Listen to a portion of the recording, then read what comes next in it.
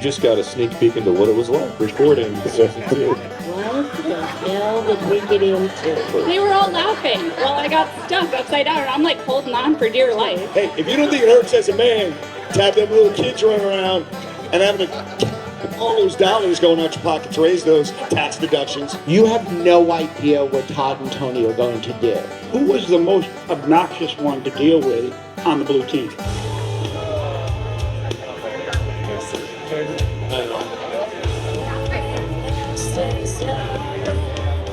It's a proud dad moment. That song was actually written, recorded, and everything by my son and his girlfriend. So it's I love it. I love it.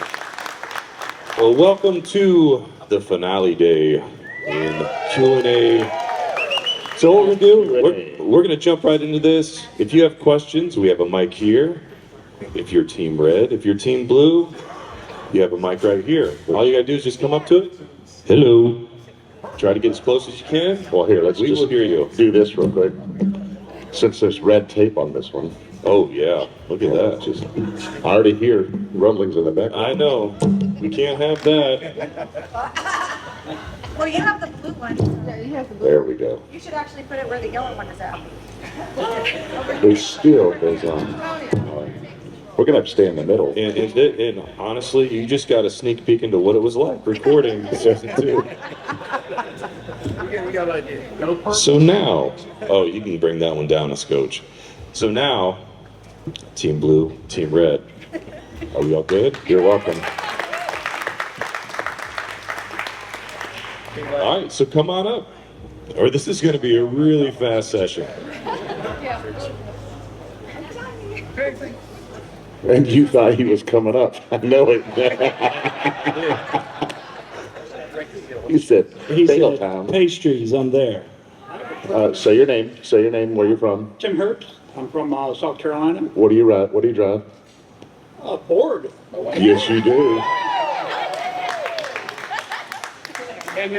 What do you drive, Todd? Ford. His real name is Hudson. My wife crazy. If you go by my name tag, I'm Lucinda. Yeah. But I have a question for the blue team. I wanted to know who was the most obnoxious one to deal with on the blue team? Oh, we're gonna start with that. I heard it was pretty much a tie between Aaron and Kevin. Aaron! Can I Get your answer? popcorn! But Wait, so Red wants to answer. We're gonna start with that, okay? We're not gonna ease into it. We're just gonna go hard. All right. Most annoying in an adorable way. In an adorable. we could change it. We could change that to loquacious, and I would say Kevin and Tabitha were the most loquacious in the most adorable way possible. The word of the day, loquacious. I gotta stick up for the girls, so I'm just gonna say Kevin.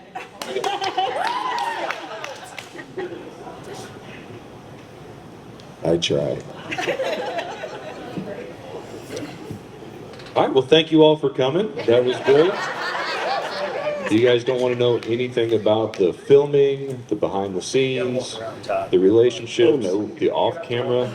I feel like you guys need a Shall we walk through there? We'll walk through it. Yeah, let's go ahead and walk All through right, there. go ahead, Todd. Hey, while you guys are deciding when to wake up for this Q&A, let's see a show of hands if you're pulling for red. Yay! Y'all are Enough sitting of on the that. wrong side Enough of the that. room. Okay, now let's see who's pulling for blue. Y'all are just wrong. That's all I gotta say. Okay, Wrong. now we're awake. Now we're awake. Yay, purple! Mike, I just want to be team purple. So you stand in the middle of the room and yell. I can do that. I can do that. Now, I want to know, would you do it again? Yeah. Yes. Because I've talked to some of you individually and I've gotten very different answers. That's because we're here. Yeah, don't behave, just speak, I mean, because as somebody who's looking at possibly doing it, I think that the question out So there- yeah, let's talk about What are this. some of the pros and cons to doing it? Because So, obviously you were filming, it wasn't easy. If you were guys to give advice to those who are looking to come in? What are some things that they really need to prep for? And we're not talking about prepping for the game, but things that you didn't expect. Time spent. So we are not boondockers, and I thought the hardest part of this was going to be the boondocking challenge. It was the easiest part of it. You're welcome. The relational aspect of it was something that we did not even anticipate. And so we actually became friends with these people, and it was really hard when it came when it came to vote off. So, to the question of would you do it again? Now, Clay and I did not have the best experience. But that said, yes, we would do it again because it is, when you look at the overall event and the overall picture and who all we have met, and which is what RVing is about. So we would do it again, even though, we were really crushed. Kevin and Tabitha crushed us on episode 5 or 4. Twice. And no, but listen, I think you guys know we love Kevin and Tabitha because this is a game. Please take that in consideration when you come on the show. It is a game, first and foremost. And if they're vote offs, somebody's going to get voted off. So if you understand that life, and most people do, life is a lot bigger than just a game. And if you take it as such, there's no hard feelings. None of us got angry with each other as far as the vote off goes. And but yes, I would definitely do it again. And I can only imagine what the finalists feel. But those of us, wouldn't you agree? Yes. Absolutely.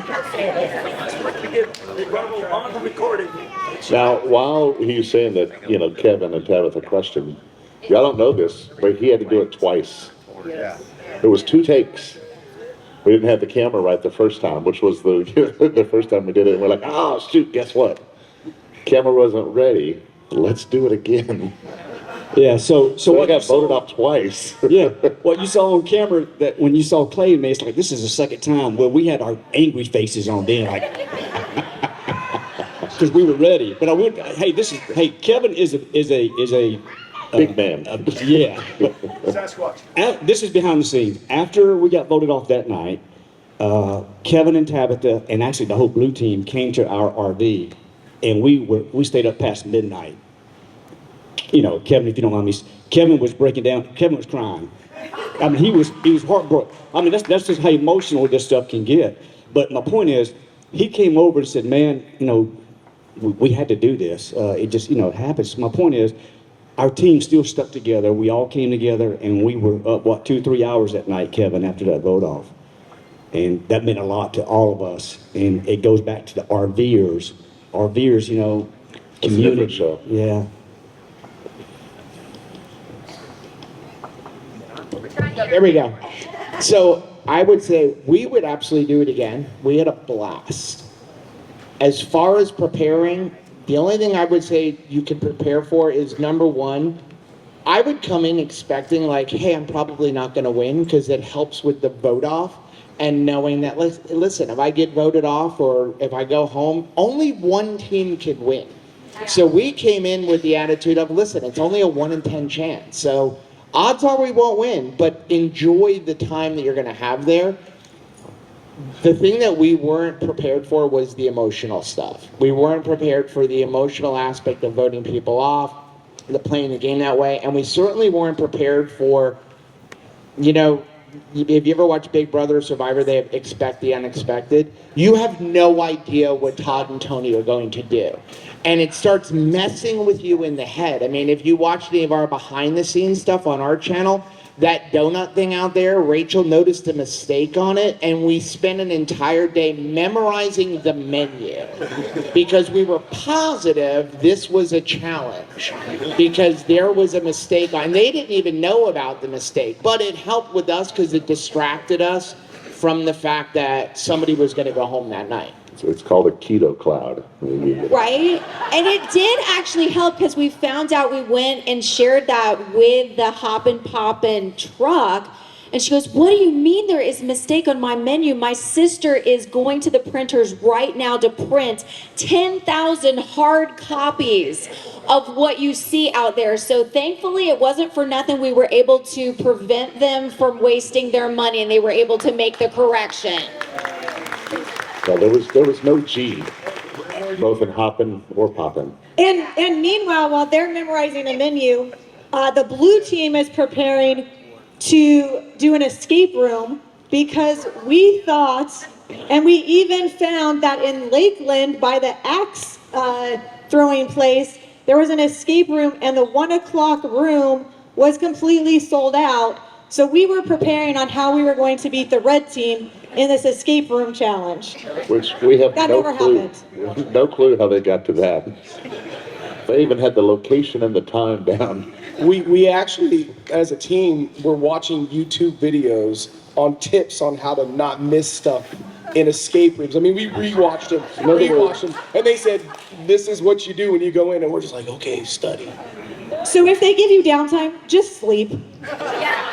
Honestly, it is good to just go with the flow. If you overthink it, you're going to miss the opportunity to have fun. And we're trying to do that. So I've got something quick to say. I'm going to try my best. A little scratchy from casino last night and winning thousands. But for the kids. So there's no words we're going to say that's going to prepare anyone for what they'll go through. It's kind of like when people say, hey, your wedding, take it slow, feel everything, and all. And then after your wedding's over, you're like, what happened, right? It just goes so fast. But I do have an analogy that might help with this. So now, how many of you have kids? All right, and how many have more than one kid? All right, so for the women, it hurts to have a kid, right? It's nuts. It's crazy. So why'd you do it again? What? That's it. That's the analogy. What? Well, from what I understand, it hurts. I'm just kidding. Hey, if you don't think it hurts as a man to have them little kids running around and having all those dollars going out your pocket to raise those tax deductions, I'm going to tell you something. It hurts a man too. All right, and for the men, if you've had a cold, you understand. Okay, now wait a minute. This is how our 2 weeks went, literally. We had this one, and then we had this one. And then they recruit people for that line of thinking. And the red team is over there going, what the hell did we get into? If there's one thing you do not take away from today is childbearing advice from Jack. That's right. Never take it from a dude. And by the way, they had more than one between the two of them. I'm just saying. So one thing to consider if you are applying, make sure you come aware that your day does not belong to you. You could be getting up and heading out at 6 a.m. You could be finishing at 11 p.m. So just make sure your schedule is empty. There will be downtime sporadically throughout the day, but you never know when it's going to come, and you never know what's around the corner. So if you come in just saying, whatever happens, happens, I'm ready to go, and you come in with that mindset, you will be good to go throughout the contest. But if you have other work you're trying to get done, I don't know who that would be, and you're stressing all the other stuff on your plate, it's not going to be as positive an experience as if you just come in like you're on vacation, and it will be the most exhausting vacation you ever had. And the last thing I'll add to that is a lot of these contestants came in thinking there were going to be repeats from season 1. They were all expecting Blank Take Island. They were all expecting something that didn't happen. So they spend energy and time trying to say, okay, they've done this, so they've got to have this coming. It's got to come. So just know that these two masterminds are going to keep you on your toes, okay? And that's what makes the game fun. I also want to add this. Be prepared to do something that will take you out of your element. Don't be afraid. Just go ahead and accept it, because everyone has a bucket list, right? I would have to say wakeboarding was not on my bucket list, but I'm so glad that I did it. Skydiving. Right? Yeah, for once Phil wasn't holding my purse while I jumped. He actually had to jump as well. Held his own. Go ahead with the question. I was gonna say I'm also Team Purple for now anyway. With all your blue on. With all the blue, but hey, just for like those that and kind of in the behind the scenes part of it, for those that were voted off and sequestered, what was your experience in sequestered? It was drunk. Oh, come on. They were Take not Island. sequestered. They were having, what did we call it? Tiffin therapy every night. They would gather around their rig and literally all wounds were healed. They were kumbaya and drinking all night long. I wish Alcohol cures all wounds. I wish we had the video of Aaron reenacting the vote off. Oh yeah. Oh yeah. Let's not fool anybody. The Tolosons had the best adult drink menu. Let's put it that way. Although the old fashioned goes to someone else. I would say, with all this being said, going into this, each individual team has to come to their own balance, because you want to come into this knowing that there's only one couple that's going to come out as a champion, and there's going to be 9 that go home. So you need to be able to have that level of, we're ready to be friends, but we're also at a neutral balance where we're ready to send people home. And you got to have the depth in yourself to know that you're going to be ready to send people home, that you're going to hurt and it's going to hurt you, and be ready for all that stuff. But not so careful that you're not playing the game, but not so in the game that you're not being sensitive to other people too. Yeah, Kevin was the first one that said, I don't see how you become close friends in 2 days with people you just met. And that was Kevin, like day one. I think he said that.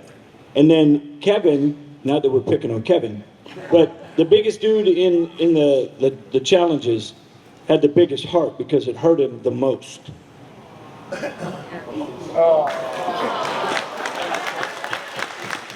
Go Navy. Go Navy. Bring it back. Cry baby. So I know you had to get over your fear of skydiving and wakeboarding, and you overcame your fear with the soccer and the claustrophobia and that. What else have you guys really struggled with in this and kind of overcame your own personal fears or went outside of your comfort zones? So I think a big thing too is Matt and I still are not social influencers. And we work more behind the scenes, like at our church, at events, in the camera media department. So to have cameras in our face all the time, he was mic'd up, forgetting that we are mic'd up, forgetting when you go in certain places that you need to turn your mic off. Please and thank you. Please and thank you. Yes. A lot of bathroom mics. Yes. Hey, 15 hours a day, you forget. I feel sorry for whoever listened to that footage, but just Michael right there in the back. Everything is going to be caught, and there are going to be cameras, so that can get overwhelming at times. But at the end of the day, we trust these two guys basically with our lives. They're not going to hurt us. They're not going to put us in any kind of danger. They may push us to our boundaries. I don't believe that they would seriously put us in danger. Even with Matt, when he got hurt, everybody, y'all saw, everyone came and rallied because we were the purple team. At the end of the day, yes, there's only one. But the camaraderie, it was there truly. And that, for us, was one of the best experiences, and getting to go on a racetrack in our RV.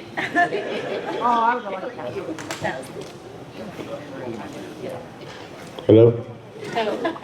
Very good. I think the production team did a really good job of taking everybody out of their comfort zone at some point. At some point during this competition, you're going to be outside of your comfort zone. So we had people who had never wakeboarded before. We had Aaron, who's not normally around a lot of people a lot of the time. He's not comfortable in crowds. I'm not comfortable in crowds. Claustrophobia. They're putting their face in barbecue sauce with sugar in it. We're all doing things that we're not comfortable with. I'm on a bicycle trying to memorize stuff with a brain injury.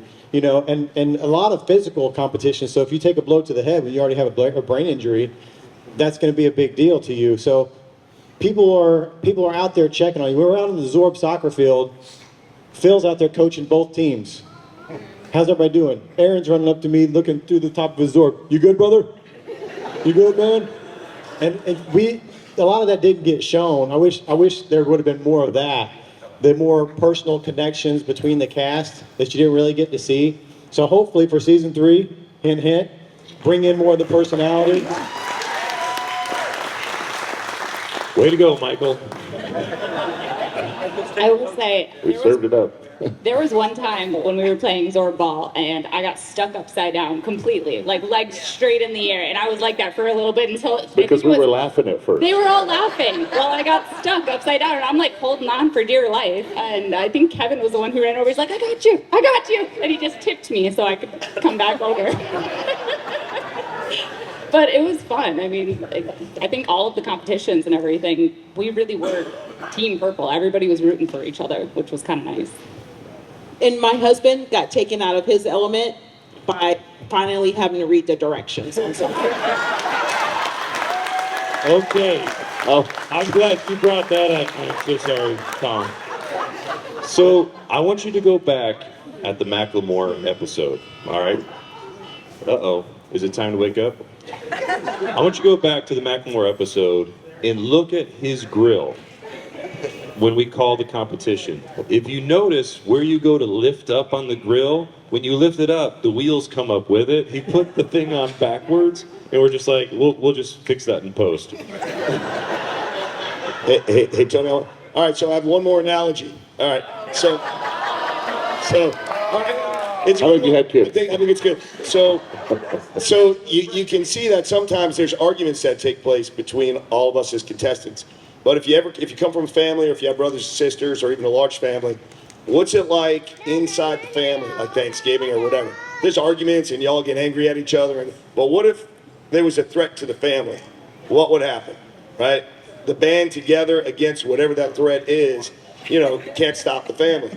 So it's very much like the way we are. I mean, we're going to argue like brothers and sisters at times, but since we went through this together, we have a bond in a certain way, kind of like a family does. So I think that's the best way I can explain it, and we try to tell our kids in the same way that that's what it's like to be on the show. And there's $25,000 on the line, right? So we know tensions are high, and we know at a certain time, this is our we have it all on tape. Yeah, this is our second season. We know that, when we start getting to where the vote-offs are going to possibly happen, we told everyone, all right, get ready, because tensions are high. And there's going to be times where we may be doing something that's inconsequential. And we'll tap you on the shoulder and say, hey, don't worry about this. Just go with the flow, play the game. It's going to be okay. Well, so we had the different phases. There was the honeymoon phase, and then there was the, oh, this is real. And then there's the evil phase that comes out of everybody. Yeah. And then there's the oops phase. Oops, let me pull out every ally in here.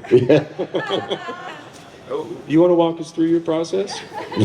Well, did I mention it? Yeah, did I mention I have a brain injury? Come on, Dustin, explain this. I'm taping this. No, we did. We came into it. We wanted to win, but we didn't want to do anything malicious or intentionally hurt anybody or be the villain, And we were sitting down with the interviews with the producers, and they're like, either you are just really lucky or the best reality players we have ever seen in our lives, because you guys somehow got here. You've broken alliances. You've accidentally voted people off. It was a crazy, crazy time. The first vote off was a strategy move that backfired because we thought that individual had a token that they didn't have. The next people that we accidentally voted off, I misinterpreted the rules of the game of the vote off on a tie, and then voted off another ally right at the end on the blue team. So it was a lot of accident. So this game is strategy and luck, and we knew that coming in. So we got through some of it through skill, some of it through strategy, and a lot of it through luck. So I'm seeing the buzzword is accidental, which is Latin for gameplay. Exactly. Because there were an accidental vote off. Oops, I slipped and voted you off. Yes, yeah. So, I but did it again. and it's fine to have gameplay. Everybody's in it. They have a strategy. They had a strategy coming into it. But if you have gameplay, any sort of gameplay, like Dustin just said, he admitted to their gameplay. Admit your gameplay. It's a game. We're all competitive. If I'm at a red light and you're next to me in a car at a red light, I'm beating you off the line and we're racing whether you know it. You know what? He is in not us. kidding. It is in us, right? Every one of us have that in us. So that next red light first. Exactly. I'm brake checking, 8 cars in front of me. But the point of it is, if you come in with a strategy and your strategy is to just kick as many people off as fast as you can, own it. Okay? We all know, and you viewers out there, well, you're watching this, and you're seeing this, what are you thinking? Okay? It's gameplay, and you're all going, oh, I would have done the same thing, or you're game playing as you're watching it. And that's what the producers and Todd and Tony were hoping would come from that.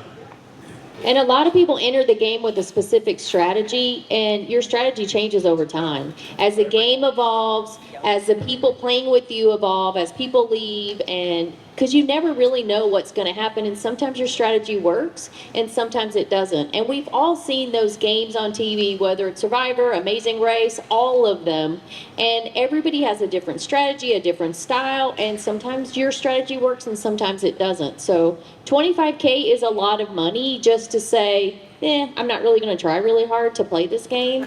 So the goal for the producers is everybody to come in, to be all in, and do whatever you can to win, because that makes the show better for everybody watching it. So just remember, when you're here and you're playing the game, you're playing the game. But at night, when you hear cut and you're hanging out with everyone, well, that's not gameplay. That's you getting to know your teammates and everybody in the cast and the show, and that's where the connections are made.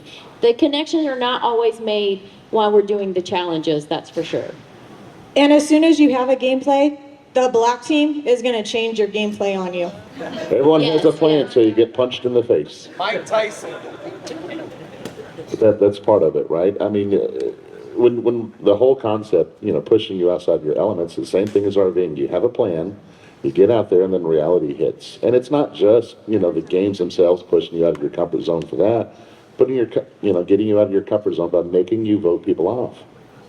Right? We could just make it and say, okay, it's just all merit-based. The people who perform the least are out. I don't know that that'll work well. That's not that fun, and let me tell you, nobody wants the straw episode again. So we really want people to compete. No, and again, what I was telling people early on about RV Unplugged when they were trying to understand the concept, RV Unplugged is trying to show you that the RV is the vehicle to get you out there, right? You're not just going to go from your house, drive 400 miles to a campground, put out your 2 lawn chairs and sit in the campground. May as well save your time and done it in your backyard, okay? The RV is the vehicle to get you out there to see the country and try new things. And that's what we're showing you, is that you can get out of your comfort zone. You can go across country dragging your house behind you and get out there and do these things. So get out there and do these things.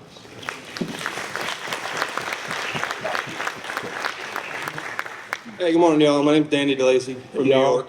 Hi, Danny. I drive a Ford. Morning, y'all. And I've been on Team Phil since season 1. My man. My question is for Phil and Stacy. How has this experience been for y'all? What's been the most surprising part? And are we going to see y'all in season 3? Well, season 3, I can neither confirm nor deny. We will see what the future holds. So that means you guys have to keep watching, pay attention, stay on RV Unplugged social media as things start evolving. Is there season 3? As far as for us, I think it might have made us a little bit more competitive. Is that possible? Yes. It definitely put a dividing line between our 2 kids on which sides they're on, because we didn't tell them all the results as we were moving along. But it did give me plenty of opportunity to dog fill to my kids, so that was quite enjoyable. I think the positive from all of Stacy's butt whoopings is we've actually Oh, and it doesn't just happen on RV Unplugged. I just throw that out there. Yeah. Somebody shut her mic off. But we have been able to build our community a little stronger. We're not only in the shows, talking about the shows, we're trying to bring people together. We're trying to form those communities We're it's helped us form those bonds. We've got family for life up here. Anytime we're in their neck of the woods, you can guarantee we're going to be giving them a shout. We've already done that with some of them. As a matter of fact, we're traveling with Howard and Caitlin right now. They're waiting for us to come back. We're going to be traveling with them for the next month. And we met them on season 1 of RB Unplugged. They were on Phil's team. I don't hold it against them too much. But it does, the bonds that you create on the show, they don't go away when the show ends.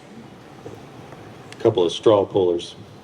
I know. They were the ones holding the straws. straws. I kind of enjoyed it because it's to my advantage. For the record, Phil did not know about the damn straws being pulled. Okay, that's how well the gameplay was in season 1 on my team. I actually got thrown under the bus by my team.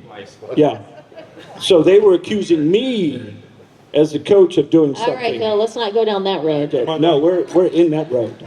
Look in the booth. All lies. This isn't really for blue or red. I'm Jen Sexton from Michigan, and we have an Alliance Paradigm. Season 3.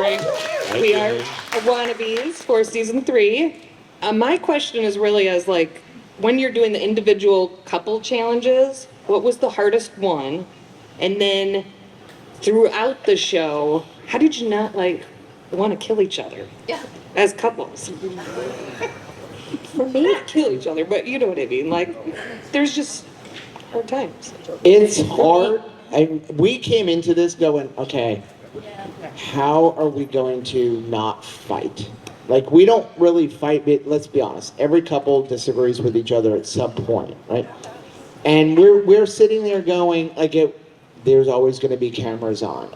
But at the same point, you have to learn how to communicate with each other. And so it was just we developed little things okay, if I'm not happy with you, I'm going to tap you a little bit or something like that. But it really just comes down to communication, and it helped for us in the end, build our marriage. We went home going wow, we could do hard things and not kill each other. Although after watching the episode for the final 2 to the final 1 on each team, we watched that going, I am so glad they voted us off, because we would have been divorced at the end of that episode. I think it was hard because you would have a day where you understood that maybe as a team, one of you could participate in one thing that you didn't know what that one thing was. And then you can't participate in the next thing, so the other one. So you're trying to figure out are we going to a water sport? Who's better with water, me or you? And then you're still wrong because Joe was a back it up challenge? I am gonna nail this, baby. And there was no chance of us doing well with that. But we were joking how I can remember when the red team went first on that back it up Terry challenge. And when we came back, we thought, what do we got left? There's no game for this red team. We were we're just gonna act like that was so easy. Wow, that was really fun. We enjoyed that. Just try to psych out the blue team We totally did that. When we got back, the entire red team was oh, we got this. We were so good at that. No, none of us. We all were terrible at that challenge. Not a single one of us did well, but we wanted to psych the blue team out. Right. And it didn't work. I don't know. So for me, the hardest part was the wakeboarding, because I am West Indian. I've never heard of wakeboarding. So I saw this boat coming and I'm what is that? And then I'm looking at him and I'm what are we supposed to be doing? And everybody's trying to figure out, and somebody said, oh, it looks like we're going to be wakeboarding. So I looked at him and I'm what the hell is that? All right, so for me, the wakeboarding was extremely difficult as well. But as for a couple challenge, the building the campsite, that was extremely hard when you have to do the communication with your partner and stuff like that. I know I got frustrated with him during that. We happen to do pretty well with that, but yeah, you definitely get frustrated and you definitely have your moments and it's exhausting, but it was all just amazing. Yeah. So as husband and wives, each of you might have a word that you use or you call your significant other. And when Shelby got to the point where I said, okay, so the solo stove goes here, and Shelby goes, dude. As soon as Shelby yells, dude, I'm like, what? Yeah, I knew. I was doing something wrong, wasn't sure what it was, but I could tell, because I have a keen eye for these things. I have a keen eye, and I could tell I must have done something wrong, so. Yeah, the tent challenge was very difficult. As difficult as it looked on TV, it was like 3 times harder than that.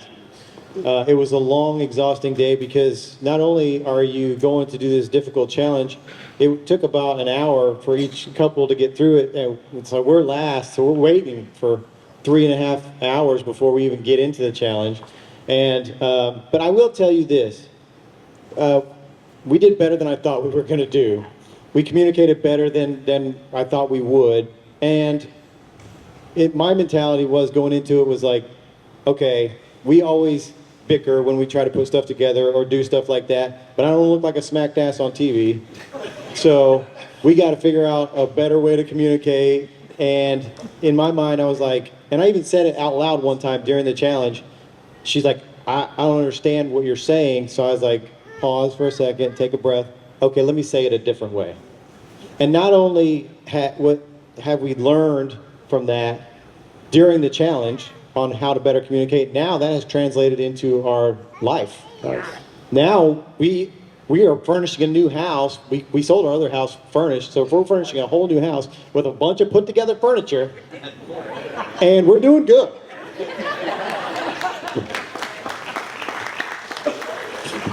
So no solo stove. talking about challenges, I have a bone to pick with production.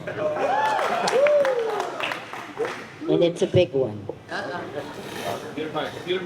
right, donkey. The hamster wheel in the water.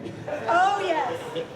So I looked at the tape where is he? Chris? Chris, supposedly after like 12,000 tries, got it in under 2.3 seconds or whatever, minutes. 2 minutes, 50 seconds. But by the time we did it, there was another tethered rope to the hamster wheel.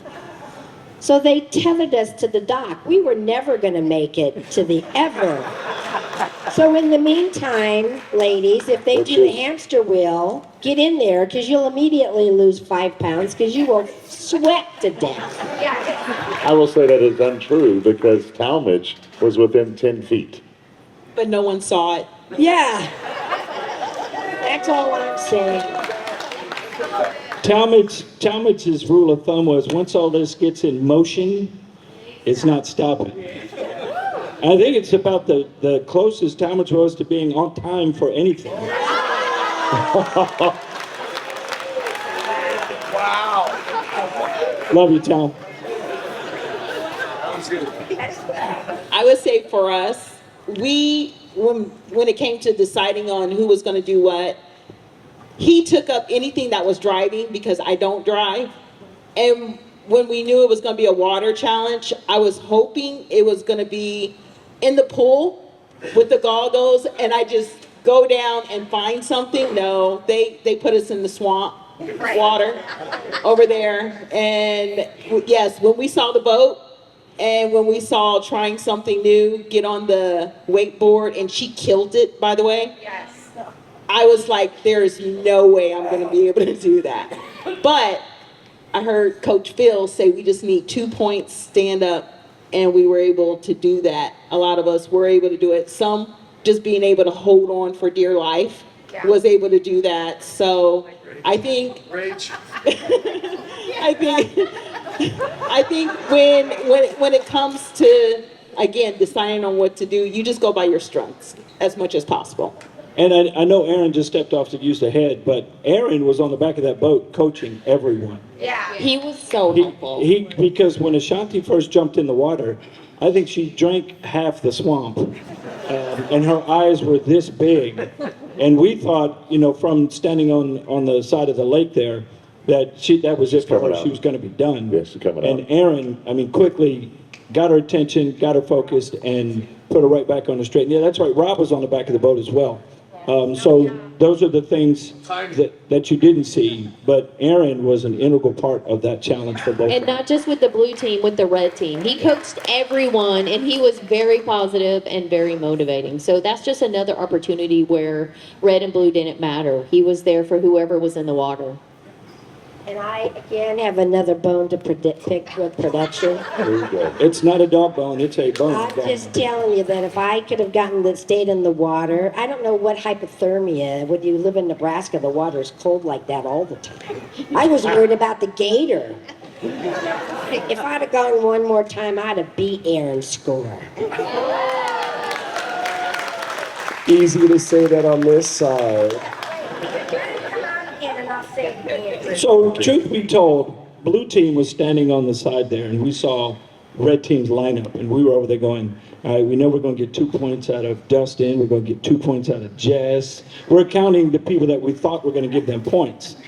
And it was everybody but them that got them points. So Mary kicked ass. Again, Mary kicked ass.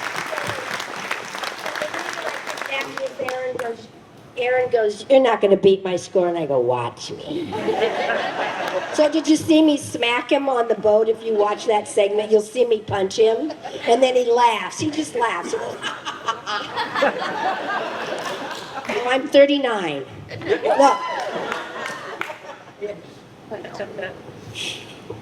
I will say that when it comes to communicating with each other, like the one thing that I'm so glad that they did not show was the one argument that Rachel and I had during the scavenger hunt. When I'm not holding your hand. You have to, well, no, it wasn't even that one. It was for the song lyrics. And I'm like, she found one. I'm like, this is a song lyric. I'm like, it can't be. It won't fit inside of the camera. And there's no cameraman here. Look for the camera guys. And we spent 10 minutes arguing over which one is the right song lyric. We're in Margaritaville. The entire thing has song lyrics. Right? So you have to really begin to learn the rules. But one thing, guys, I'm going to tell you, learn to say to your wife, you're right. It will go a long way. It's not in our DNA. It just... I'm going to say... I'll turn my mic off. His mic was breaking up there. I don't know if that was intentional or not. Hello? No, DNA. For me personally, driving around a racetrack in my Class A motorhome was absolutely terrifying. Watching For me Todd too. fly off of our couch For me too. was terrifying. But, you know, just like that, at the end of the day, when we got done with that challenge, Matt and I still had to bring the RV back over here. We still had to get set up, had to get all my dishes back in my cabinets. And immediately we pull up and the other teams start coming out. Like, we know it's midnight, we know y'all are tired. What can we do to help? And Jack actually, Matt was like, here, watch this. And he hit a couple of buttons and he was like, okay, we're set up. And Jack was like, oh. Okay, well, I'm going back to bed then. But that camaraderie went across the board. Yes, when it came down to the line, one team was going to win the $25,000. But I think as y'all saw, at the end of the day, we were all a team and we were all a family and we were here to build each other up and take that sense of community with us wherever we go. And I want to thank Todd and Tony for that, because it starts with the heart of this show, and Rob and Ryan, you know, all of the people, Stephanie, that are helping. It starts with them and the love that they have for each other, they have for our Lord, and they have for the RV community. And so they made it easier. Well, they didn't make the challenges easy, but they made it easy to become a part of this community. So for me, that is the biggest thing that y'all will take from season 3, season 4, season 5, however far we go, is the sense of community and love that you're truly going to feel from this family. Aaron, right? How hard was it when you were standing on the end of the boat to get every one of those that were terrified to do what you wanted, that they needed to do at the end of the day? Were you? How hard was it to inspire them? Yes. I don't think it was as hard as it maybe looked from shore, because everybody has it in them. They just have to be told a little bit of focus on how to bring them out. And once you give somebody a tiny taste of success, they're off and running.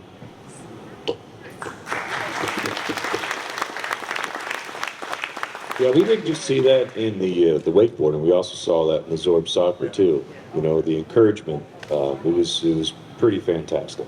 We got to hand it to you. And at the same time, there was headhunting and purpling going on at the same time. So they headhunt and then purple. Well, it's another testament to Aaron and his want to help folks. He was one of the first ones to Mandy. Kevin was probably a close second behind him, but they was there first. Okay, I didn't see the tape, but they were both there Twice. again. He was there, tears to were lend a already hand. coming down his face. Yeah, It was but they were there to lend a helping hand. I mean, it's human nature to help folks in need, and they saw a need and they both jumped in.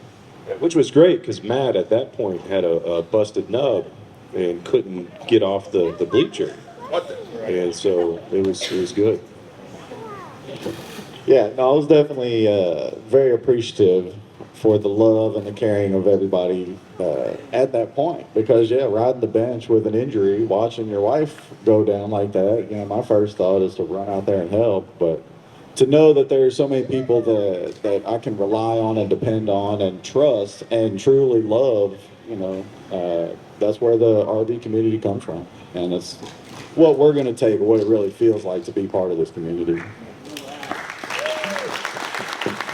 Not to razz on Matt, but just so you all know, we didn't tell him to drive as fast as he did after he got the upgrades.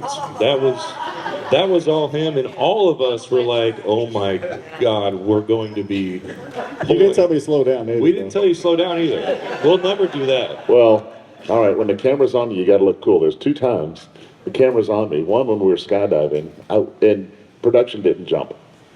Right, and I don't know if you've ever come down on an airplane, a skydiving airplane. You beat the skydivers down, or at least we did. And they got the camera on me, and I'm like, okay, play it cool, we're gonna die.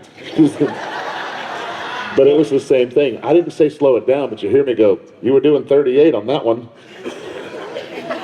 I'm not going to lie. It said 30. I felt the same way. We have the footage, and it'll be in the behind the scenes. We put that together. It's this face, and it's just locked. It's frozen. It was pretty wild. But when you see the footage, we are going down very, very fast. It's crazy. You should do it.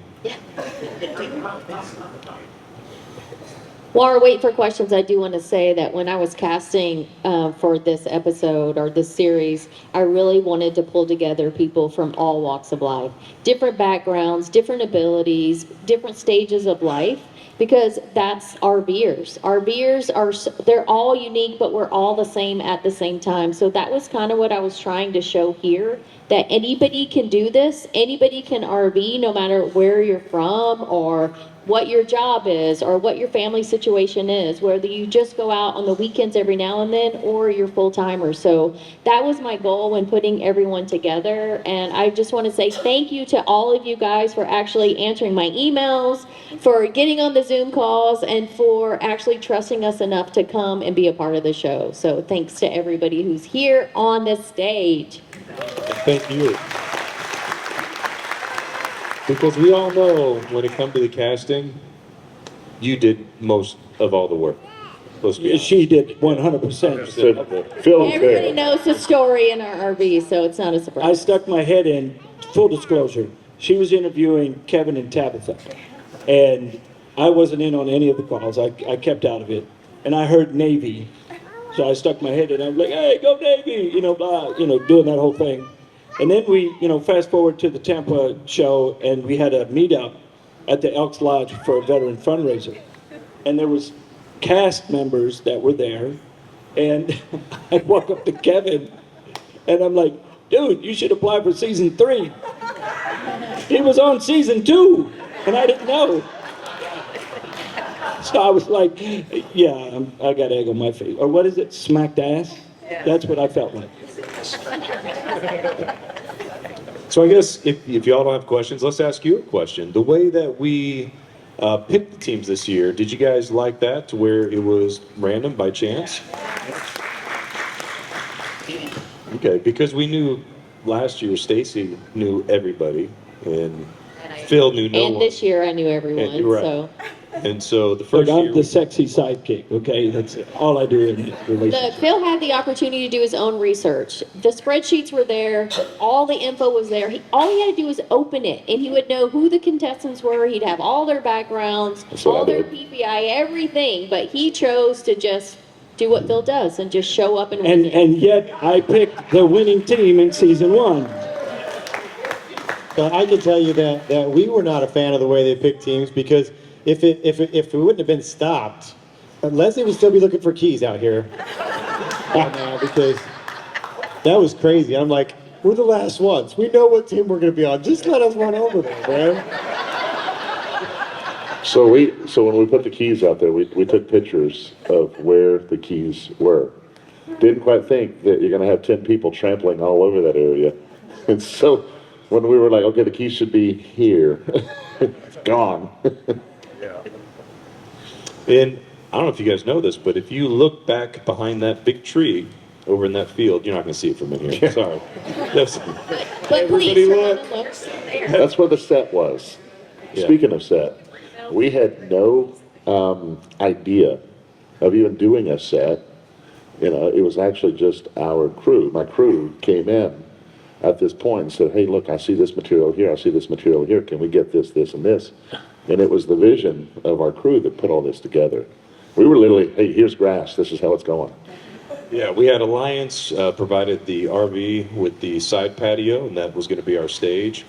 And then Jack and Kelly and Sean, Chris, Martha. I wanted it centered on those palm trees, and we were just going to have them use the Lippard chairs that Lippard provided for us. You guys stand up. You guys deserve a round of applause. Right. Whoever's here, stand up, stand up. Yay! They knocked it out of the park, including our nice little campfire here. That just shows her unique creativity. Yeah, I mean, next thing you know, we're seeing POs for trees and flowers and all this stuff, and we're like, what is Hey, going 10 grand on? on trees, okay. Yeah. So, but we were so thankful for that because, you know, we were able to create a really cool walk to the vote-off area, and what do we call that room? The laundry room. Yeah, where you air out your dirty laundry. Air out your dirty laundry. Yeah, and Blue Compass was nice enough to provide the base camp and Alliance. So it was just amazing, amazing set, 100%. Does anybody else have any questions? So, if y'all consider the weather. Hey, look, so we have mics. I'll treat you just like in class. You'll come to my class, you better grab a mic. All right, the question is, production, everybody else, did anybody research Florida weather in January or February? Yes. It doesn't matter what season it is here. It's going to rain. Yeah, we actually we knew that at that time of year you're not going to have as much rain, and it's also going to be nicer out. We do want to make it to where the boondocking experience isn't going to be unrealistic. You know, you're not going to go boondock in 90-degree weather, you know, if you're doing it right. So we try to get it to where you're not going to have to run your air conditioner as much. Well, season 1, we weren't supposed to, but man, we had 90-degree days, and it It sometimes was October. Yeah. But sometimes, you know, weird things happen, and we knew we had certain events during the times that it may rain, and so those would be done inside. It's not like we can call it. Yeah. You know, it takes a year to produce this. And, you know, when we start looking at the weather just a week or two beforehand, it's like, well, it is what it is. We're going to work around it. Now, the one thing we didn't research is that you need sunscreen at 70-degree weather. That is not a thing in Texas. Did you guys notice by episode 3, Todd was purpling? I was team red. In the face. Yeah, my ears had, I ended up... Crispies. They had scabs on the tops of my ears. I burnt the tops of my ears. So I will say that as a Florida resident, when we found out it was going to be in Florida, we were like, this is awesome. Because February in Florida is generally 70 to 80 with about 50 to 70% humidity. And what's going to happen is all these people are going to come from the Midwest and they're going to be like, it is too hot and too humid here. And we've got home field advantage, just like the Florida Dolphins in August, right? Home field advantage. You can't win anything the rest of the year, but in August in Miami, great. and then it's 40 degrees for 10 days. And I'm wearing 3 pairs of sweatpants, and Kevin is walking around in shorts. It was awesome. So we came from the Midwest. The Florida thing was nice, but I had a bulldozer dig my camper out of 11 to 12 inches of snow just so I could pull out. We drive down, we're hitting sleet and hail. My back window crashes because a truck throws up a rock and shatters her. So we're replacing parts in Hot Springs, Arkansas. Then we hit driving rain and gale force winds down the interstate, and we're pulling into rest stops so we can get out of the storm. So we get to Florida and we're going, oh, 40, this is nice. There's no snow on the ground. We enjoyed the whole entire 2 weeks. We sat outside and just had a ball. Had a ball. So you went from home court advantage to it's freezing out here. Phil almost put pants on. Phil almost put pants on. Yeah, that'll never happen. Look, we went on an Alaskan cruise and I had to buy pants for that. And then I didn't wear them but one time. So if weather permits, I'm in shorts. And you should see when we're doing the vote-offs, I mean, because it is cold out there. And you're just looking at him.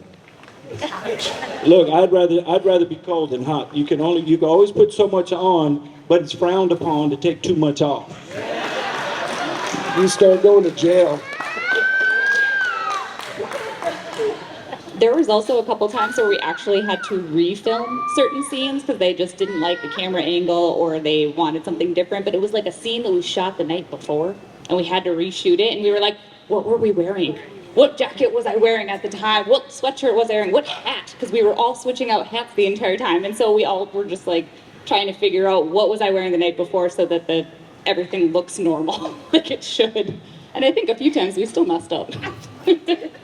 Yeah, continuity's tough when you're layered up. It really, really is. But we did do a lot of retakes and reshoots because, we want to make sure that what we put out is visually pleasing, right? But everything is real. Everything you see, the competitions, they're all real. Now, sometimes, we may get some other shots to add to, B-roll. But everything you see is real. I know we were getting some comments, oh, this is so fake. It's like, tell Kevin that, with his tears coming down his face. It's I'm that good of an actor. Yeah. He's an untrained, unpaid. Yeah, did you know you had to vote someone off? That it was up to you guys? Did y'all get that part? No, we had no idea what any of the coins did. And when we were told, Tony came up and clarified to me, he goes, I just want to clarify. You understand what this park pass coin means?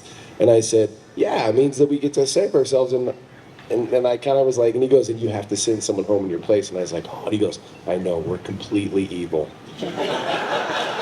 And I was like, yeah, that was horrible. The season before, the other team would have to vote somebody off. But no, we now had to pick somebody to take our place. We didn't want any straw polling. We made sure there was no straw polling. We weren't going to, I promise. And again, I didn't even know the full Monty on that park pass. Look, Phil, we've all established that you never know what's going on. Yeah. No, the black team didn't tell us anything. We didn't even know what coins were out there or what we were even playing for. So they didn't even give us all the rules of the game.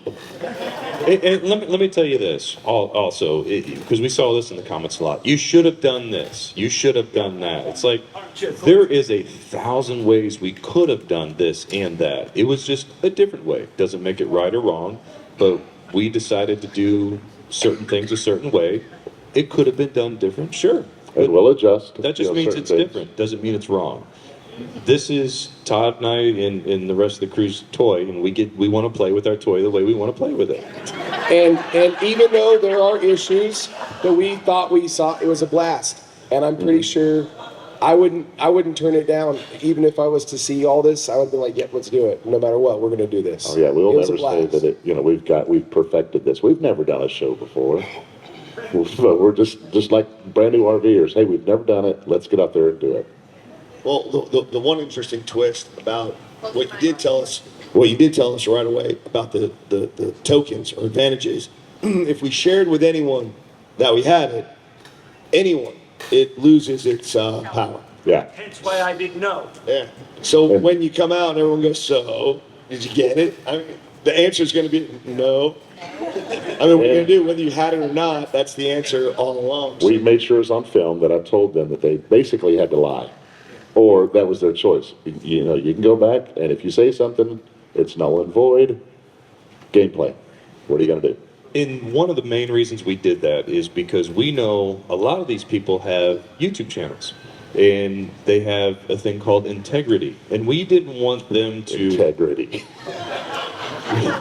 Air quotes. So he's a host. So anytime we made them do something, that they normally wouldn't do, or it could possibly turn their viewers against them, we wanted to put it on us that we're making them do that. We've told everyone, even from season 1, season 2, we are not going to make you look bad. That's not what this community is about. And I know we're actually... I don't need help with that. Right. We know that we probably would reach more viewers if we had more of that kind of drama. But that's not the community that we're trying to represent here. You know, this is what we want. And so the vote offs, I think, is enough. I think it's enough drama. And there's things that happen behind the scenes that, you know, we just decided not to put in just in case, you know. So we're always going to protect the integrity of the people because, man, they put in so much effort to make this happen. And the viewers would see right through that, right? You would know that, you know, the Ketos, they would normally not do something or say something like that. So you would know automatically, okay, that has to be gameplay because that's not in their character. And that's what, you know, Kevin's big thing the whole show was, I'm not a liar. I don't like to lie. You know, I just won't do it or I don't do it on the regular. So when I have to do this, you know, he had his integrity that he kept in play. But the way Todd just explained it helped sum up some of the folks like Jack, like he didn't want to do it, but he knew he had to, or it would cost him some part of the game. But you have to remember that strategy does not ruin your integrity. Right. It doesn't make you bad, or it's not a poor reflection of you. It is you really doing your best to win the game, and that's what it is. Unless you're intentionally hurting people, that's a different story, but nobody here was doing that. They really were doing their best to play the game to their best ability and win $25,000, and that's all it was. My advice to the blue team was, do what you need to do to ensure you make it to the final. And I told every one of them the same way. Do what you need to do to get there. Hello, Ben. Hi. This is actually a question for Team Black. My question is were you guys more reactive to the players versus like, did the game change? That's what they all think. Did the game change based upon their personalities, or was the game already laid out exactly how it's going to be? And you guys, because you guys made it look like you were reacting to them as well as they were reacting to you. I just curious We have if things outlines. changed. We don't know how they're going to react. Yeah, to be quite honestly, because quite honestly, I didn't know. I mean, when we had that token, the idea of the token is if you go in that room, you're the most powerful person. And what it ended up happening is no one wanted to go in the room. Because you had people like Talmadge going, I'm coming after you if you go in that room. Well, we didn't think of that. Nobody thought that would happen. No, I was sitting there going, you're not playing it right. That's not the way I thought it up. Well, Talmadge said from the beginning, he said, I'm not going to play scared. I know. I'm going to call you out. And that was his strategy. That was his strategy. I don't know if Ashanti agreed with it. What would have been awesome if he was the one that went in the room. I wanted to see what would happen at that point. So all the games were laid out. We knew exactly what we were doing each day. The only thing that was kind of a loose cannon was the scrolls. So we had sponsors that gave us things to give away. Well, in a 50-50 shot, you would think those scrolls would last the entire season. And holy crap, did that backfire. You will never see another scroll again. I don't think. Because we even, on the third one, we even filmed it. Hey, look, here it is. And we walked out and they still chose the wrong one. Yeah, and so it was really difficult for me because to have that many episodes before a vote off, You know, that's tough. It's hard to keep people locked in when there's no action happening like that. What I would like to know from a viewer standpoint, what did you think after all of that? They're like, nobody's going home, and hey, they can't be that lucky. Did you guys think otherwise, or did you think they're just lucky? Yeah. Huh? Yeah. I get it. You thought it was the producers extending their time on screen because it. So did they. Yeah, and we were just like. Oh yeah, no. we heard it. So again, you know, you live and learn. So we're probably not going to do that again. Well, one of the things, so we got up and I would, because we were counting, like, hey, there's 4 teams. What are we going to do in a tie? So I'd get up and I would, before they'd let them vote, I would say, hey, if there's a tie, the way we will handle this is you're going to re-vote. And if we get a tie again, I'll just pull one. And I never thought that would happen. I was just saying, hey, this is what it is. So the cameras will know. But, you know, I think it was Team Red, right? No, it was Team Blue. Yeah, Team Blue. And I figured, hey, the second time there's going to be an adjustment. Someone's going to go, hey, I see how others are voting. Let's go ahead and go over here. No. So wasn't reactionary, but I mean, I tell you, half the time, whenever, well, one, you know, Phil and Stacy didn't. So when I'm up there saying stuff, I'm watching their faces. I'm either looking for approval and, you know, going, hey, what do you think about that? And there were several times I called them 11 o'clock at night or texted them, hey, you guys okay? Because I was reading their face and they were just stoned. I was like, oh, we just dropped a bomb on this one. All right, so Dustin, what he just said was, if 2 teams, you got it this time? All right, just making sure. Just making sure. A huge thing that scared me.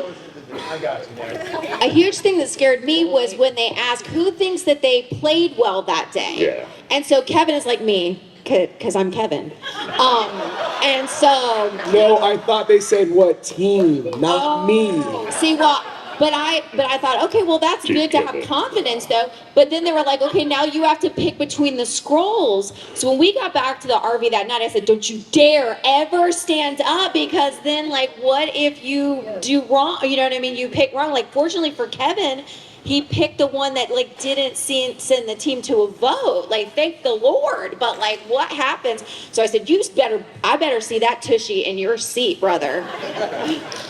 Personally, I still like the scrolls. It just throws that element of, oh, let's just change everything. So we'll see.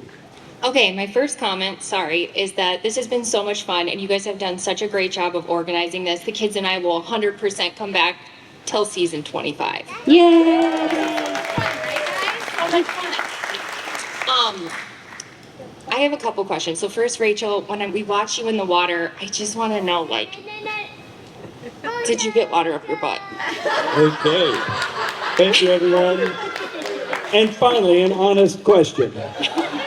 This is what we're looking for. Line up. So, thanks to the Today is Someday crew, we had brought like those scrubbies, which was like all you needed was a little dab of water, and then it like lathered up really good, because we had talked to people about like, do you do wet wipes? How are we going to conserve water? And they're like, do not get like big wet wipes, because that is just nothing. Like, that is not going to clean you in any way.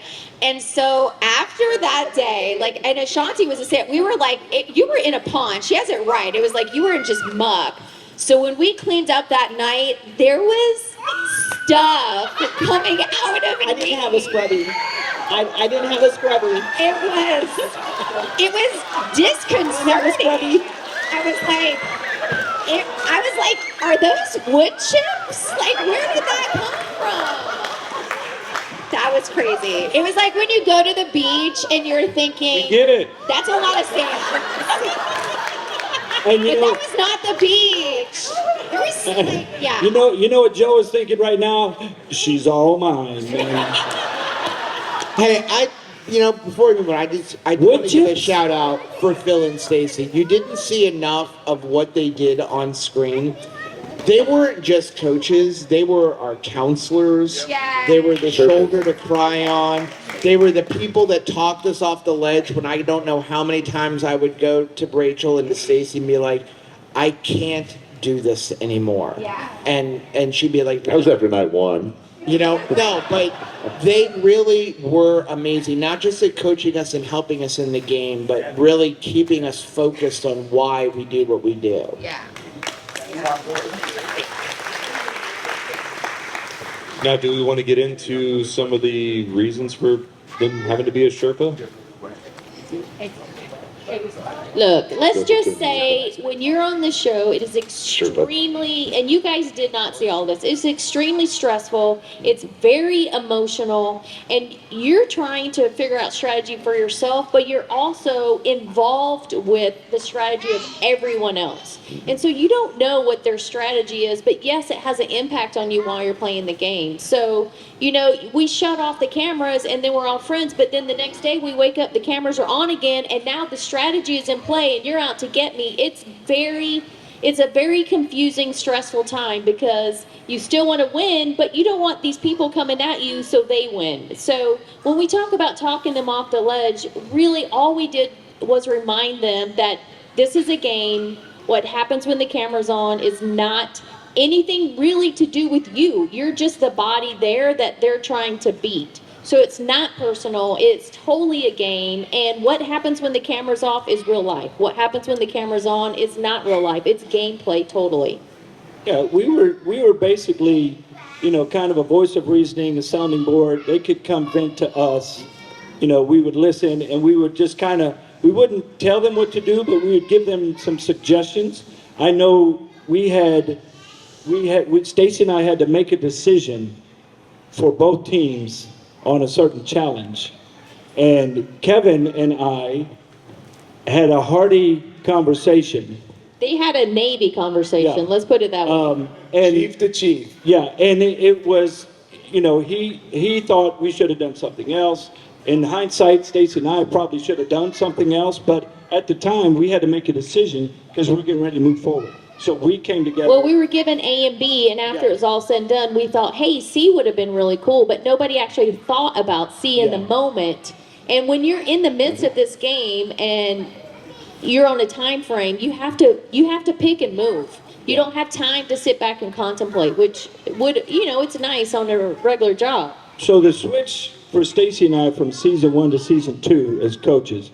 Season 1, we kind of knew a little bit more about some of the challenges, but not enough to, you know, get us in trouble. Season 2, we hardly knew anything about the challenges. Pretty much nothing. And that helped us I say helped us. It helped us give them the right words or suggestions without giving something away because we didn't know. And if we inadvertently gave something away, then it was pure luck on our part. All right, I'm Jamie Von Hook. We have a Keystone Laredo 2017. Curiosity killed a cat. After you got voted off, what did you do? I mean, were you able to come to Margaritaville? We go sleep. What was it? I mean, for those that We got to plug in. so, totally plug in. Yeah. So yeah, you've been unplugged. Now go plug in. And for those that got to last a while, how bad was it when you did get to plug in for recharging, emptying tanks? How close were you to not Taking a making shower. it? Or long showers? Rachel never empties the black tank. That's by When we finished and came over here to Camp Margaritaville, she goes, I'm going to empty the black tank. And she watched it come out the clear elbow to go, that liquefied stuff from Matt really works. She was fascinated watching it come out, and I will say it was pure liquid after 10 days. It works. Get liquefied from Matt. Well, 10 days of boondocking is going to do it by itself. She was having wakeboard flashbacks. Everything Hey, but we the went and bought a new RV the day we got voted off, so. I'll say at least for a lot of the girls, one of the first things we all did was wash our hair because we all had swamp hair and stuff. So I think that was for the females, that was one of the big things.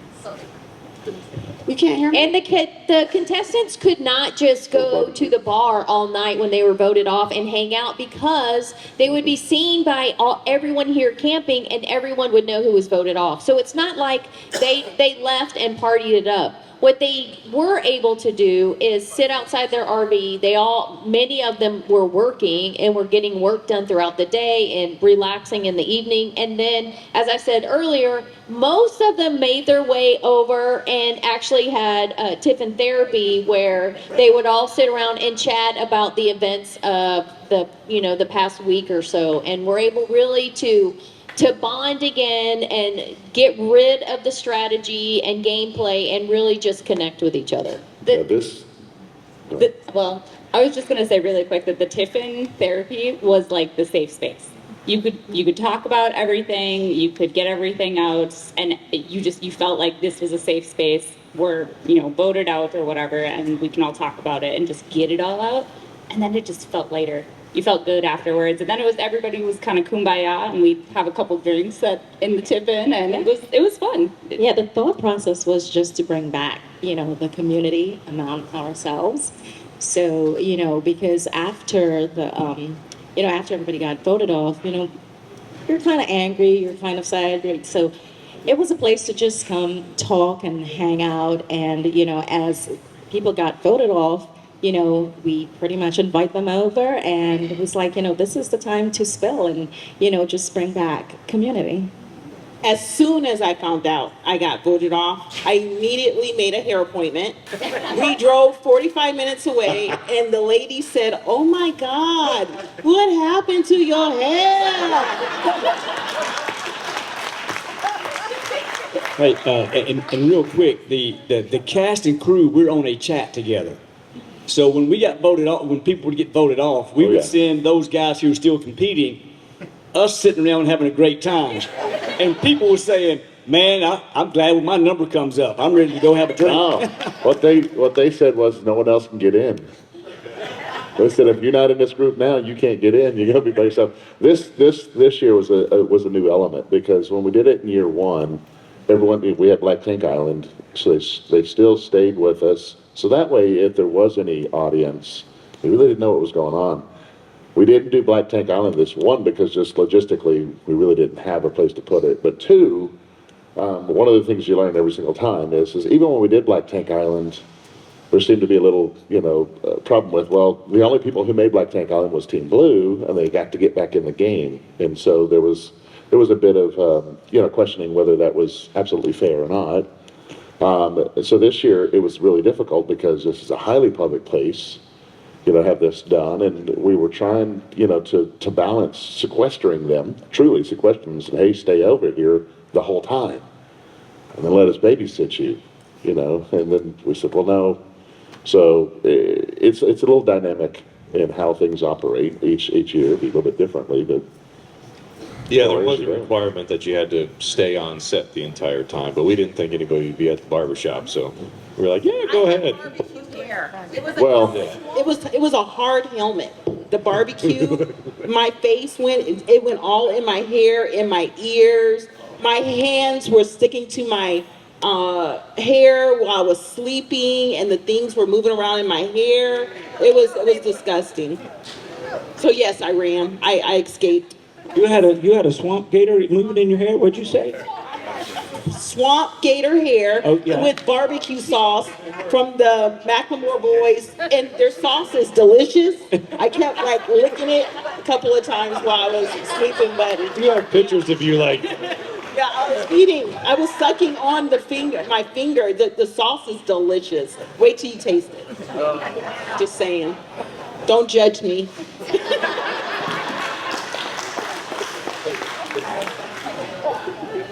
Anybody here still using the smoker that you got? Oh, yeah.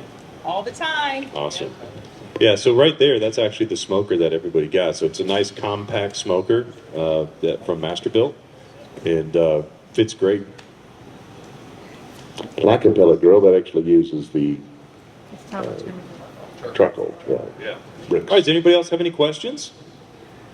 Are you going to be giving grill put together classes later? No, we're not giving grills. Go ahead. You have to be a contestant. Thomas, are you going to give us all a class on how to build this grill over here later on? It would be what, episode 4 or 5, something like that? Read the directions. Yeah. Hey, Talmadge opened up his barbecue grill like a 5-year-old on Christmas morning. He just ripped into that thing, and I saw nuts and bolts and washers flying away, and I just. But you got to give him credit, man. He put it together without looking at the directions. I mean, it's impressive. We both had a job. Shanti's job was to get all the screws up. All right, be careful. I put it together. Be careful. Be careful. I'm going to throw them. You pick them up. This is where we cut the video because we don't want evidence here.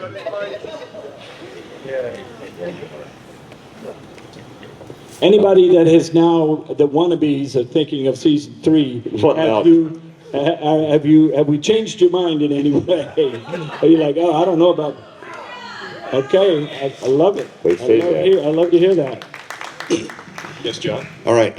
So, what did you guys learn, if anything? I'm sure you probably did. I mean, I know you all have different levels of experience RVing.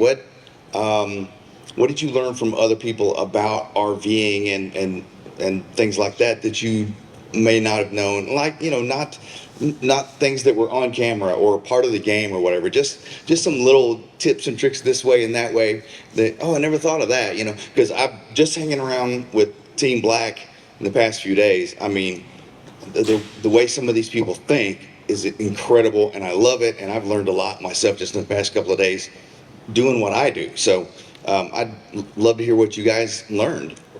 I actually learned not to try to carry water from the toilet in the bathroom out because I had no idea what I was doing, and I was carrying water thinking I was doing the right thing, and I dropped it and I fell down the stairs, and I really hurt myself actually. Well, all right, so tonight we're going to watch a finale. And I can tell you, so Shelby and I were pretty new, 2 years into RVing. We don't know a lot about RVing, and we certainly don't know a lot about a bunch of different type of rigs, for sure. That comes into play in what you're going to see tonight. How some folks know more, some folks know less about RVs, and that can shape the core. Your knowledge of RVs can shape the course of a reality show that you're on, this one. And it did. So that's a little prelude to what's going to happen tonight when you get to watch the show about how that kind of steers some of the direction of the show. That little tester teaser over here. Knowledgeable people up here. So Jack and I just tried to sponge off of everybody because we really didn't know what we were doing. So I have one. Sorry. I was just going to say, biggest thing for us was learning from folks who had YouTube, honestly, because we didn't, and how the people you see up here that had channels were so beautifully forthcoming with information, not really holding anything back, and just letting you know, hey, if you want to do it, truth be told, after your first episode, really, your family, no one's really going to care. Just do it and have fun and put stuff out there and document it for yourself. I have to tell you, it was the best, most beautiful advice that we got from the people who had, from everyone, from the people who had channels. So I want to thank you all for that very much. I mean, being so giving and sharing with the information that you had, that you learned the hard way to share with Shelby and I. So just one real quick to answer that question. Hey, what did y'all learn? And actually, I think it was with you guys. So we were out here trying to get everyone set up, and the ground is so not level. And so everyone's trying to grab more cribbing, trying to bring the one side up. And of course, one of our guys just walks over with a shovel and says, you don't build up this side over here.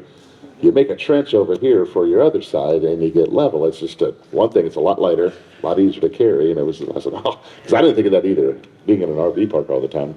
That field they had us park in was like half sand. Yeah. So It's our in rig Florida. happened to be on the edge of where the hard, like packed down dirt was and where the sand started. So our rig was like this. And I'm like, I'm not putting my slide outs out. This is not safe.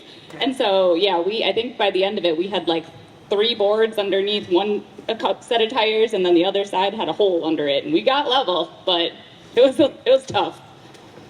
I think one of the other things was water management, because even though you can have generators, you have all sources of power, when you run out of water, you run out of water. So the biggest thing is reminding everyone to what I call recycle water, meaning if you're taking a shower and you're waiting for the water to get hot, collect that. That's a gallon or more, and you can wash your dishes with that. You just put it in a pot, boil it, and wash your dishes. When you're done with that, your soapy water can be used to flush your toilet. So there are a number of ways you could recycle water and use it multiple times. And it really will keep you out there longer if you're trying to stay somewhere and water is the resource that you run out of first, which for us, that's the one thing that will send us back in before anything else.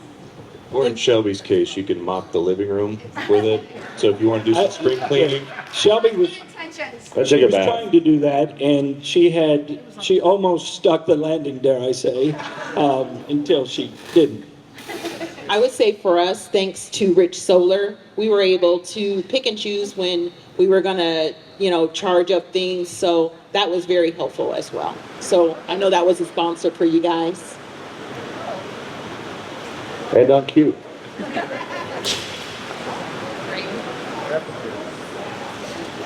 All right. We're a little bougie.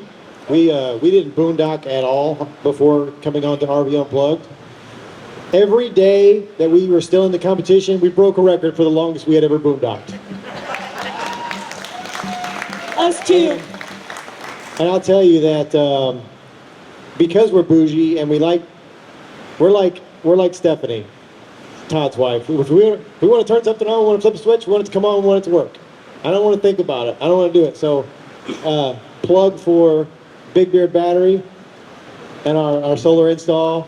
And that was a big deal for us getting through RV Unplugged. I think if we had not had that set up prior to the show, we might not have made it. Well, and you have a unique situation. You don't have animals that you need to keep cool. You have an animal you need to keep hot. Right. We travel with a bearded dragon, a reptile. He requires heat lamps. And so while we're out doing challenges, he's got to stay at 105 degrees. That takes power, that takes energy. So if without the setup that we had with Big Beard Battery, we would have been like running generator the whole time, just burning through fuel, and it would have been a lot more cumbersome to get through the process without that. Yes, sir. Hi, it's John Brown again. We also do a little tiffin therapy too. We have a tiffin, so and we're also wannabes here. So, but I just do you have a bar? We can get one. Okay. Exactly. So I just wanted to ask for those of you that do have pets. I mean, I know Erin had Archer, and that was all part of the show and stuff. But what did you guys do with your pets? Did you have somebody watch them? Were they in the place with you? We were told we had to leave them. Okay. Yeah, and that was hard. So we personally had, we don't have any family anywhere near Florida, but we didn't want our dog to be left home, with our parents back in Wisconsin or something. So we found a boarding facility just like between here and Tampa. It was like 20 minutes away, and we just boarded our dog there during it. And then we met our son in Jacksonville. He lives in Wilmington, and we were without our dog for 3 weeks, so it was really hard. With the level of time commitment we learned from season one. Season one, we actually had someone come over and watch all the pets. And we just did, coming out here, we thought there was no way. So part of the selection, as we talked with them, and we, quite frankly, I think we had others that were in contention, but just couldn't meet those requirements. Yeah, that makes sense. We have somebody who can watch our dogs. We go on cruises and stuff like that. Park our RV. Watch the dogs. Not a cruise. So. It's not going to be a cruise here, I know. Well, for season one, there was somebody from the schoolhouse, I believe, or somebody from your department, media, marketing, some young lady that came over, and she was pretty much the dog whisperer, the dog sitter. She would come over and make sure the dogs were okay if we were offset. So they were they're always mindful of that, just so you know going forward. Yeah, it's not as bad as it seems. We also had repair techs, because we had to repair generators. I wonder what he's going to ask. Actually, you're never going to guess. So, how has your life changed since RV Unplugged? Now, apparently, there's some sort of contractual obligation that you have to buy an Alliance trailer. I don't know what's going on with that. We're just good. Okay, but how Good at else has your life changed since? Well, we bought a Jayco 4113, and we love it. 2 sites, 2 decks. You know. We can't go anywhere without being noticed. Like, hey, are you those guys? And we're like, no, we're not. I'm not you. You're the one that cries a lot, right? I'm gonna see how well you can cry later, buddy. For us, it really has expanded our view of RV. So prior to RV Unplugged, the only time we ever left the state of Florida was to go visit my mom in 2021 because I hadn't seen her in a couple of years. We only have ever done, other than that trip, like we did 4-day trips. We're weekend warriors. We live in Florida. We explore the state parks here in Florida. But RV Unplugged, I always wanted to boondock, and we did it one time for 2 nights at DePauw Campground in Florida because we don't have a lot of BLM land. And at the end of that, Rachel said, we're never doing that again because it's Florida and it's hot and I need air conditioning. And I said, what if we put solar? And so RV Unplugged was the excuse for me to get batteries and solar. But it proved to us that we could do it. So when we decided to buy an Alliance, we spent a month on the road. That's the longest we've ever been in an RV. And I think at the end of it, it really showed us that, like, hey, you could do this. And we put 2,500 miles on the RV in the first 30 days that we owned it.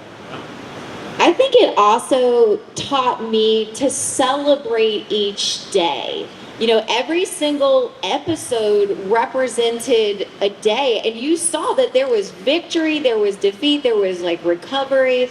And, you know, before we came to this finale rally, we were at a keto conference, and they were like, what do you want to talk about? And we talked about how do you celebrate a tie for 4th place? Because that's where we were, and we had the blessing of being able to be a tie with Kevin and Tabitha for 4th place. And we don't stop to celebrate that. That's not the ribbon that you put in the trophy case, right? Like, all right, kids, you got half of a trophy for 4th place. But we need to, because while there will be one winner of $25,000 at the end of today, you're seeing 9 other teams that are just as victorious because we took the challenge, we put ourselves out there, and we learned that there were blessings every single day to cherish. And white is better than green anyway. I think for us, what we have taken away with both seasons is the people.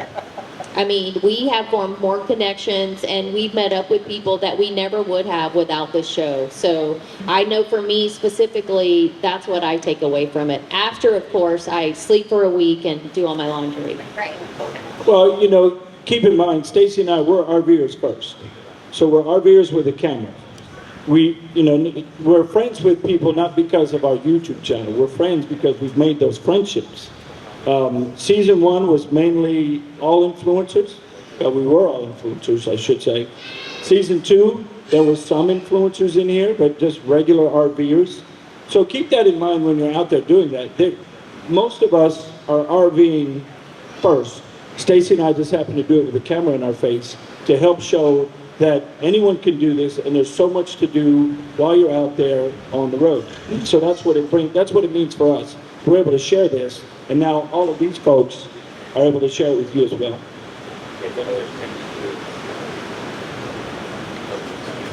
Speaking of a production standpoint, how many gigabytes or terabytes of video did you guys end up with? Are you going to do a director's cut with all the stuff that was on the cutting room floor? 21. So we know there's going to be the behind the scenes. Yeah, there's the behind the scenes footage that my son shot, but it was about 21 terabytes. Yeah, so we had to buy a whole terabytes. We had to buy more. And when I say we, I mean ye had to buy more. The great thing about this place here is Amazon is next day. Yeah. And believe me, the poor shop up there, once we figured out where stuff went, every single day, we had a pile 6 foot high full of stuff. So let me kind of just. How many people here shoot video for your own channel or just document stuff for yourself? Okay. So imagine this.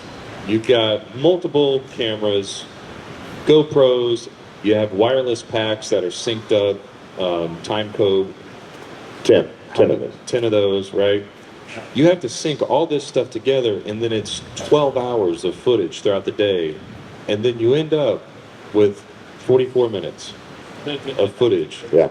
You know, and then you're color correcting, and it's the audio, picking music, and it's a huge task. We're still editing the final episode.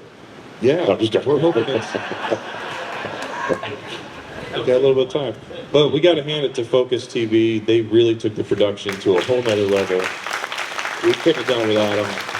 So, think about this. We were done at 10, 11 o'clock at night, and then they still had to dump cards and get them fresh for the next day. Those of you that do this, you know what we're talking about. Yeah. We don't have extra. Yeah, Jose would come to me and be like, man, I only got an hour of sleep last night, but thank God Michael was able to get to bed by 9.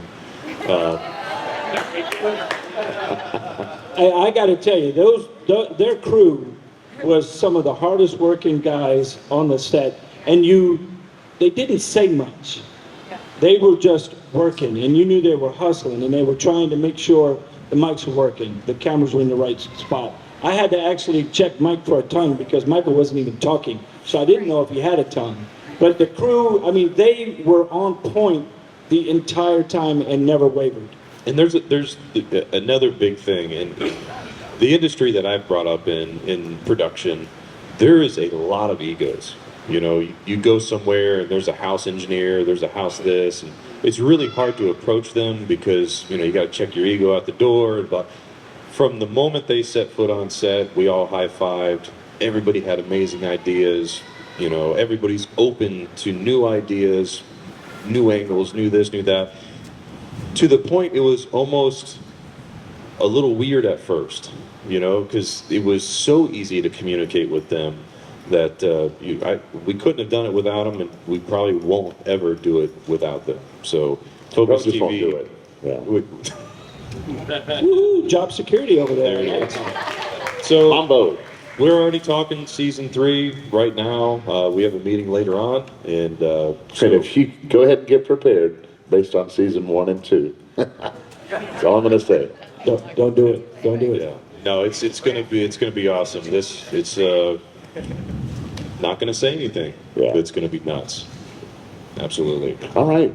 Well, we have What about 15 minutes? we have about 15 minutes. Does anybody else have any questions? Adrian?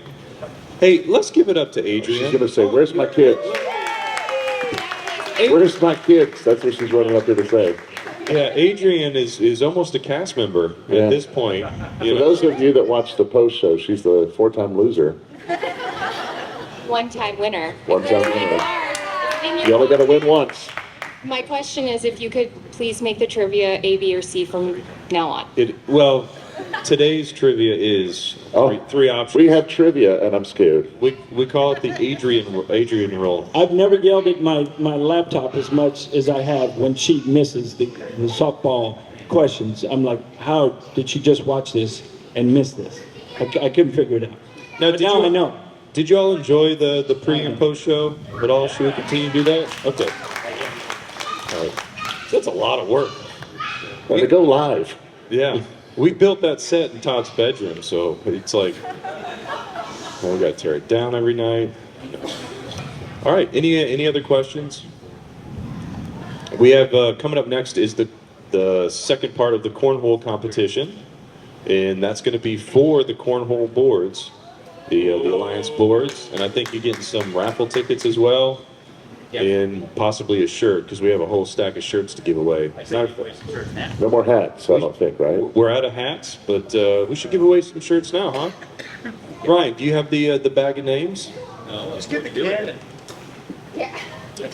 You know, we did have an air cannon, but we couldn't get them to work. You have to stick it. Yeah, it wouldn't fill up the canister. I think all you need is air. We bought Timu cannons. So we let go. It just. So we had to keep it on the On the machine, yeah. I was going to go for it. It was going to be an awesome game. All right, Talmadge. Read the directions. Gonna be the best smelling raffle ticket you get. Who is our lucky winner? I hugged him the other day. I was like, damn, you smell good. Lucinda Herbush. Hey, all right. She was wanting a shirt. Yeah. You want to pick a name? We'll do 2 shirts. 2 shirts. You get a shirt, you get a shirt, you get a shirt. Everyone look under your chairs now. We have a Barbara. Spicer, Spiechatr, Barbara. All right. Sorry, Barbara. Must be present to win. Got to be in it to win it.